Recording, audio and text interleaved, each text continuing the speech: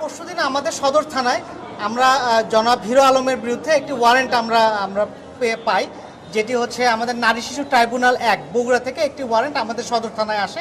আমরা এই ওয়ারেন্টে আমাদের কাছে সদর থানায় আসে। এরই প্রেক্ষিতে আমরা আসলে আজকে জানতে পারি যে হিরো আলম, জনাব হিরো আলম তিনি আসলে বগুড়ায় এসেছেন।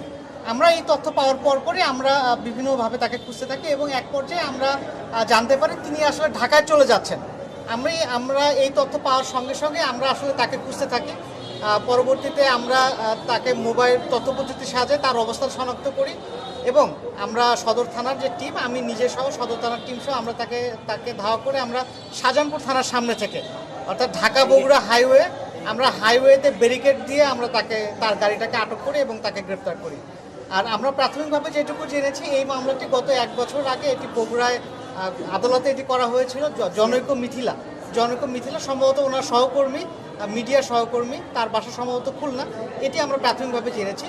এই মামলাটি পিবিআই তদন্ত করে। পিবিআই তদন্তের প্রেক্ষিতে গত ইয়াতে আমাদের এখানে থানায় একটি ওয়ারেন্ট আসে। ধন্যবাদ।